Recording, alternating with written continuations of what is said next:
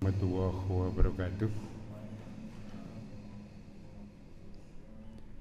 Innal hamdalillah nahmaduhu wa nasta'inuhu wa nastaghfiruh wa na'udzu billahi min shururi anfusina wa min sayyiati a'malina may yahdihillahu fala mudhillalah wa may yudhlilhu fala hadiyalah. Asyhadu an la ilaha illallah wahdahu la syarikalah wa asyhadu anna Muhammadan abduhu wa rasuluh. Allahumma sholli ala Muhammad wa ala alihi wa sahbihi wa man tabi'a bil huda ila yaumiddin. Qala Allah ta'ala ya ayyuhalladzina amanu taqullaha haqqa tuqatih wa la tamutunna illa wa antum muslimun. Ya ayyuhan nasu ubudu rabbakumul ladzi khalaqakum min nafsin wahidah wa khalaqa minha zawjaha wa bassa minhuma rijalan katsiran wa nisaa wattaqullaha alladzi tasaaluna bihi wal arham innallaha kana 'alaikum raqiba. Ya ayyuhalladzina amanu taqullaha wa qulu qawlan sadida yuslih lakum a'malakum wa yaghfir lakum dzunubakum wa may yuti'illaha wa rasulahu faqad faza fawzan 'azima. Jamaah kuliah subuh Masjid Al-Manar yang semoga Allah muliakan. Alhamdulillah kita akan meneruskan kajian kita tentang hadis yang ke-150 yang dikumpulkan oleh Imam An-Nawawi dalam kitab Riyadhus Shalihin ya. Kemarin telah kita bahas separuhnya, di mana Nabi memberikan beberapa nasihat penting di dalam hadis yang kemarin kita bahas, bahwa hidup itu di dalam kita beribadah itu harus seimbang. Nabi menganjurkan untuk berpuasa tetapi juga berbuka, sholat malam tetapi juga tidur. Kemudian di dalam sebulan itu puasa jangan sepenuhnya puasa, tetapi ada dikatakan ya ada 3 hari ya, karena setiap hari itu nanti dilipatkan 10 kali, maka itu sama dengan sebulan penuh. Artinya ketika di dalam 1 tahun dilakukan tiap bulannya 3 hari, maka pahalanya setara dengan pahala 1 tahun puasa terus. Atau kemudian kalau masih kuat maka dianjurkan untuk melakukan puasa Daud, yaitu puasa sehari kemudian berbuka sehari. Ini adalah yang adil ya, disebutkan oleh Rasulullah SAW adalah puasa yang paling adil dan paling utama. Adil dalam artian memenuhi hak Allah Subhanahu wa taala dan juga memenuhi hak dirinya sendiri. Jamaah yang diberikan Allah Subhanahu wa taala, selanjutnya kita akan melanjutkan kajian kita tentang hadis yang ke-150 ini.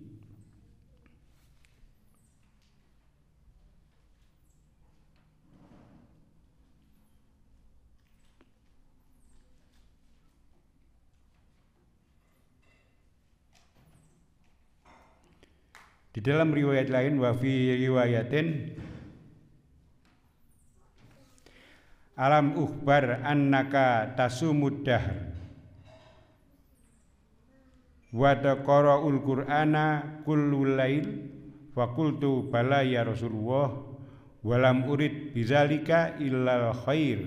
Ya, dalam riwayat lain dikatakan, bukankah aku telah dikabari bahwa engkau puasa sepanjang tahun dan membaca Al-Quran setiap malam?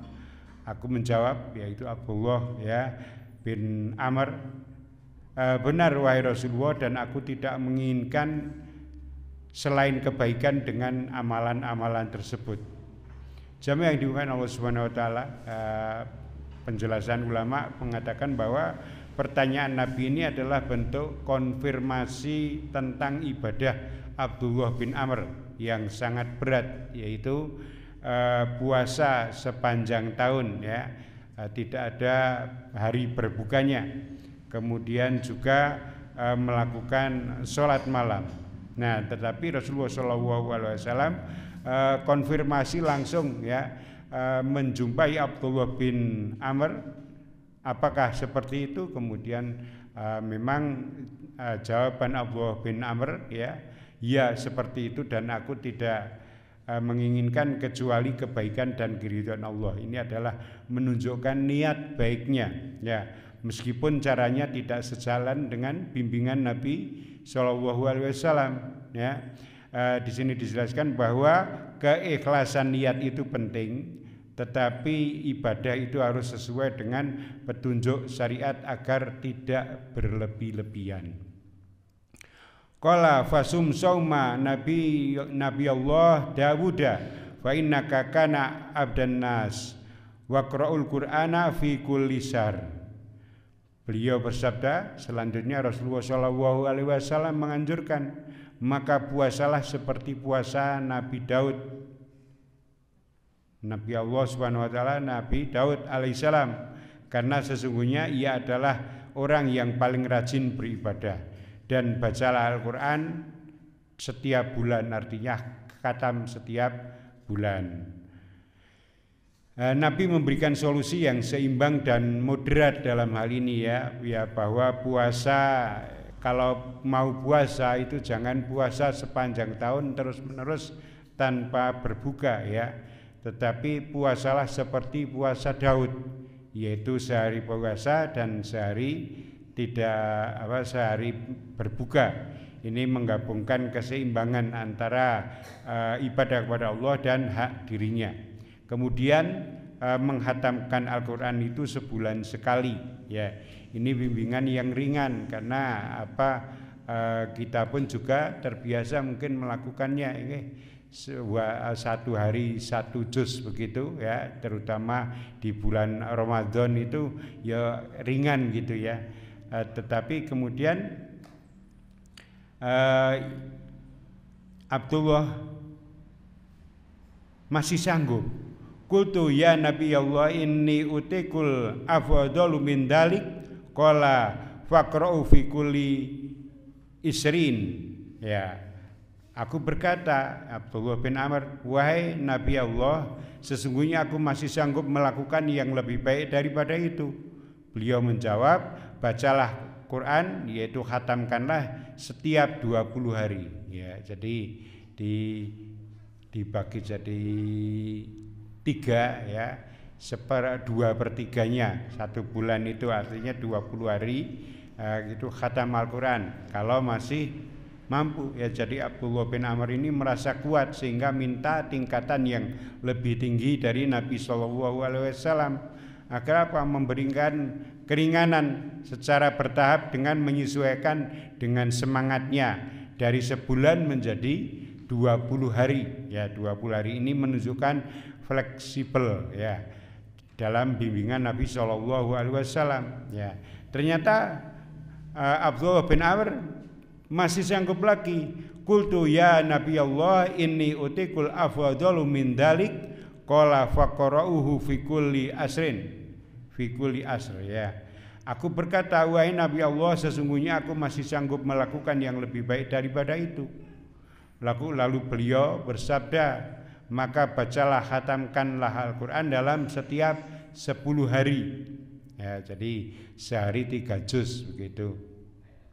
Ini masih bisa berbuat apa-apa, masih bisa melakukan ibadah-ibadah yang lain ya. Ini adalah semangat Abdullah bin Amr yang sangat tinggi. Nabi kembali memberikan tingkatan yang lebih berat, mulai dari 1 bulan sekali, kemudian 20 hari sekali, kemudian kalau masih mampu lagi maka 10 ya, 10 hari 1 kali khatam Al-Quran. Qultu ya Nabi Allah inni utiku afdalu min dalik qala faqra'uhu fi kulli sab'in wala tazid ala dzalik ya. Aku berkata, ya Abdullah bin Amr berkata, wahai Nabi Allah, sesungguhnya aku masih sanggup melakukan yang lebih baik daripada itu. Lalu Nabi SAW bersabda, maka bacalah khatamkanlah setiap 7 hari dan janganlah lebih dari itu. Nah, ini adalah batasan terakhir yang Nabi Allah Subhanahu Wa Taala berikan, yaitu bacalah dalam setiap 7 hari. 7 hari selesai ya. Ini adalah tingkatan tertinggi dalam menghatamkan Al-Quran. Jadi kalau khataman Al-Quran ini khataman tertinggi dengan kaidah-kaidah membaca Al-Quran, ya kemudian membaca dengan tartil, memahami maknanya, maka yang paling tinggi adalah bacalah setiap dari 7 hari khatam Al-Quran. Ya ini bisa dilakukan secara rutin. Banyak ulama seperti Imam Ahmad bin Hambal menyarankan hal itu. Ya jangan lebih dari itu. Ya ini adalah larangan yang jelas dan tidak boleh melebihi dari itu dalam menghatamkan Al-Quran. Ya karena para ulama menjelaskan bahwa membaca Al-Quran yang terlalu cepat itu dapat menghalangi pemahaman di dalam tadabbur perenungannya dan juga kekhusukan di dalam membaca. Jadi membaca Al-Quran itu pun juga perlu kekhusukan. Maka ketika lebih dari 7 hari khatam itu kemudian membacanya mesti nyerantal dalam bahasa kita itu. Membacanya tidak tartil, tidak perlahan dan tidak jelas. Apalagi sampai pada perenungan makna-maknanya. Jadi ini hanya mengejar kuantitas, mengejar jumlah saja, tidak memikirkan tentang kualitas dari bacaan Al-Quran. Fasadatu fasuddida alayya wa qala lin nabi sallallahu alaihi wasallam innaka la tadri la'allaka yatulu bika umurun. Maka aku bersikeras meminta yang lebih berat sehingga dipersulit atasku. Nabi bersabda, sesungguhnya engkau tidak tahu barangkali umurmu akan panjang. Jamaah yang dimuliakan Allah Subhanahu wa taala, bagian ini merupakan jadi pengakuan dari Abdullah bin Amr bin As di masa tuanya. Beliau ya berkata, fasaddatu fasuddida alayya. Kalimat ini menegaskan bahwa orang yang meminta ibadah yang lebih berat maka akan diberikan, tetapi itu akan menyulitkan di kemudian hari. Sesungguhnya engkau tidak tahu barangkali umurmu akan panjang. Ini adalah kalimat hikmah yang Rasulullah SAW sabdakan. Ya beliau melihat masa depan, ya barangkali seseorang itu akan umurnya bisa panjang, bisa sampai tua. Kalau kemudian memaksakan diri untuk beribadah dengan banyak, ya jadi misalnya wah aku tak janji 1 bulan beberapa kali khatam, ya jadi mungkin ini Abdullah bin Amr ini di masa mudanya itu terkenal sangat kuat, tetapi kan akan menjadi tua. Maka dipilihkan oleh Rasulullah SAW kalau mau buat khatam Al-Quran, yaitu ya 1 bulan sekali. Ternyata masih minta aku lebih masih kuat, minta keringanan, minta ditambahi tingkatannya. Akhirnya 20 hari 1 kali khatam. Minta lagi 10 hari 1 kali khatam, minta lagi, kemudian dibatasi 7 hari 1 kali khatam Al-Quran. Nah, karena kalau kemudian 1 kali sehari 1 kali khatam atau 3 hari khatam Al-Quran itu kemudian bacaannya akan menjadi tidak tartil dan kemudian nanti di masa tuanya itu akan menjadi keberatan karena kemudian di masa tua itu fisiknya tentu tidak sekuat ketika masih muda. Qala fasirtu ila alladzi qala lin nabi sallallahu alaihi wasallam falamma kabirtu wadittu anni kubiltu rukhsata nabiyya sallallahu alaihi wasallam. Ia berkata, ya Abdullah bin Amr, maka aku kembali kepada apa yang dikatakan Nabi kepadaku ketika aku sudah tua dan aku berharap sekiranya aku menerima keringanan dari Nabi Shallallahu Alaihi Wasallam. Ya, jadi pengakuan ya Abdullah bin Amr ini merupakan hikmah inti dari hadis ini, yaitu pelajaran yang sangat berharga Abdullah bin Amr pada akhirnya menyadari kebenaran dari nasihat Nabi Shallallahu Alaihi Wasallam yang diabaikan ketika masa mudanya. Ungkapan berharap sekiranya aku menerima keringanan yang Nabi Shallallahu Alaihi Wasallam anjurkan ini menunjukkan pada penyesalan yang mendalam. Ya, Imam Al-Bukhari mengabadikan hadis ini untuk menunjukkan bahwa moderasi di dalam ibadah itu lebih baik ya daripada berlebihan tetapi nanti sulit untuk dipertahankan. Jadi keringanan atau rukhsah yang diberikan syariat itu adalah rahmat ya, dan orang menerimanya akan lebih mudah dalam menjaga konsistensi ibadahnya sehingga sampai akhir hayatnya itu bisa melaksanakan. Wa fi riwayatin wa inna liwadatika alayya haqqun.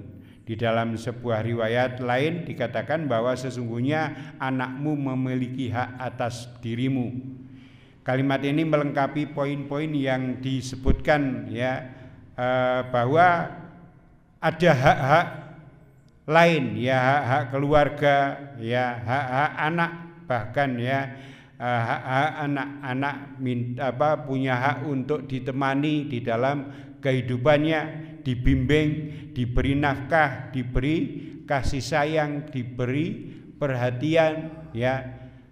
Maka kalau kemudian beribadah terus tanpa kemudian memikirkan hak-hak itu juga kurang bagus nggih. Jadi ada hak-hak yang harus dipenuhi.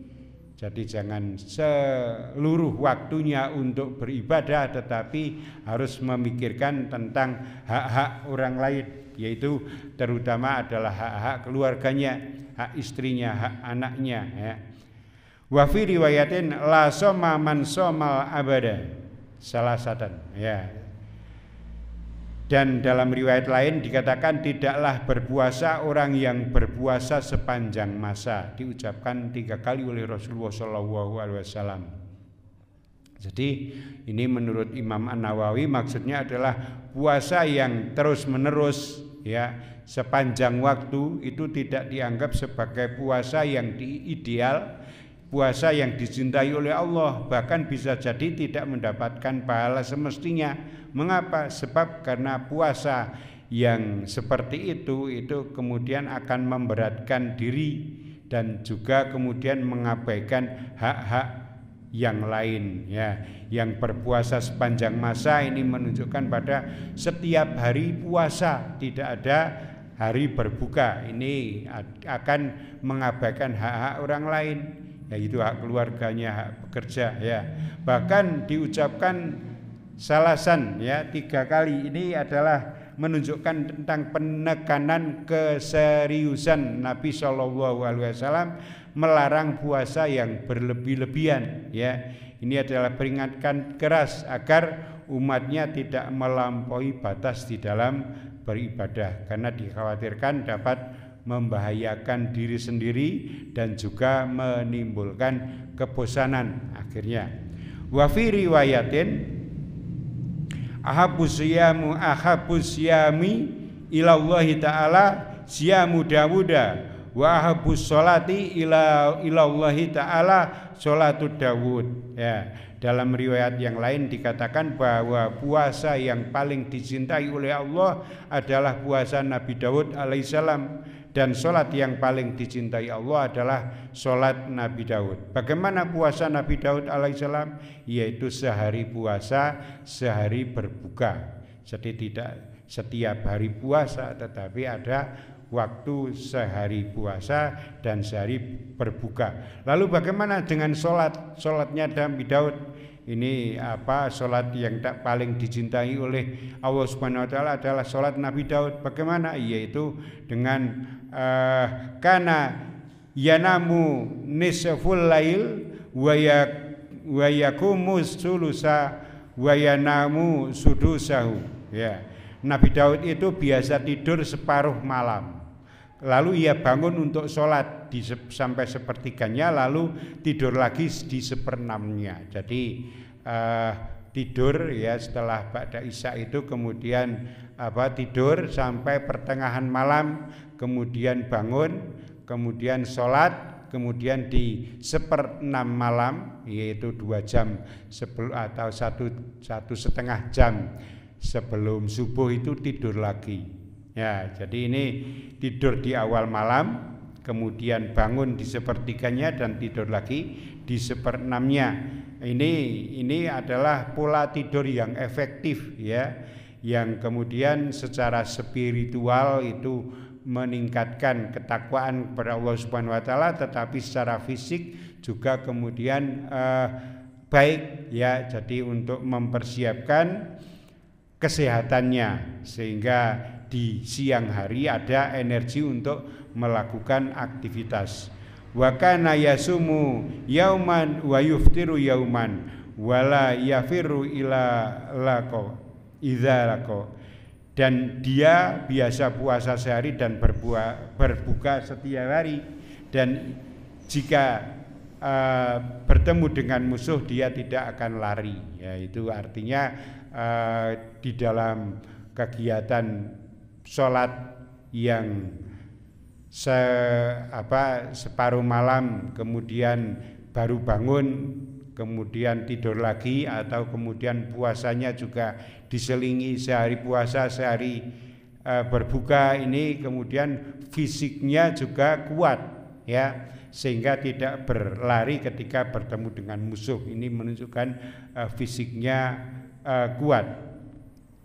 Jamaah yang dimuliakan Allah Subhanahu wa taala, selanjutnya wa fi riwayatin qala angkahani abi imra'atun zata hasab wa kana yata'ahadu kan natahu ai imra'atu waladihi wa yas'aluhu huma an ba'liha fataqulu lahu ni'mar rajulu min rajulin lam yata' lana firasan walam yufattis lana kanafan mundu atainahu. Nah, dalam riwayat yang lain ini berkaitan dengan hubungan keluarga. Ayahku menikahkanku dengan seorang wanita yang mulia. Ayahku kemudian biasa menjenguk menantunya, yaitu istri dari anaknya, lalu bertanya kepadanya tentang suaminya. Kemudian istrinya menjawab, dia adalah lelaki yang sangat baik ya, karena dia tidak pernah menyentuh ranjang kami dan tidak pernah memeriksa sisi kami sejak kami datang kepadanya. Ini menunjukkan tentang latar belakang dari keadaan keluarganya, bagaimana keluarganya, tetapi dijawab oleh wanita tadi, ayahku menikahkanku dengan seorang wanita yang mulia dan dia tidak pernah menyentuh ranjang kami. Ini adalah bahasa kiasan yang halus untuk mengatakan bahwa dia tidak menunaikan hak-hak terhadap keluarganya karena sibuknya beribadah, sehingga tidak menjalankan kewajiban terhadap menafkahi batin istrinya. Ini adalah menyalahi dari keseimbangan di dalam beribadah. Jadi di dalam keseimbangan di dalam beribadah itu juga ada istrinya juga punya hak untuk kemudian diibadahi ya. Jadi jangan mengabaikan hak istri. Falamma tola dzalika alai dzakara dzalika lin Nabi sallallahu alaihi wasallam faqala ilqani bihi. Ketika hal itu berlarut-larut, maka ayahnya menceritakan kepada Nabi, ya, temui aku bersama dia. Maka kemudian disampaikan ini kepada Nabi Shallallahu Alaihi Wasallam. Walakituhu ba'da dzalika faqala kaifa tasumu qultu kulla yaumin qala wa kaifa tuhtimu qultu kulla lailah. Lalu aku menemui setelah beliau bertanya, bagaimana puasamu? Aku menjawab, setiap hari. Dan bagaimana kamu menghatam Al-Quran? Setiap malam. Ini adalah dialog yang tentang ekstrimnya Abdullah bin Amr dalam beribadah, bahwa puasanya dilakukan setiap hari, kemudian menghatamkan Al-Quran itu setiap malam. Fadzakara nahwa ma sabako, dan dia menyebutkan seperti yang telah disebutkan sebelumnya, yaitu tentang nasihat kalau mau puasa ya jangan setiap hari ya, tetapi berpuasalah sehari, berbukalah sehari, dan juga di dalam membaca Al-Quran ya, jangan setiap hari khatam tetapi 1 bulan khatam, atau kemudian minta ditambah tingkatannya 20 hari khatam atau ditambah lagi, dan 7 hari itu adalah paling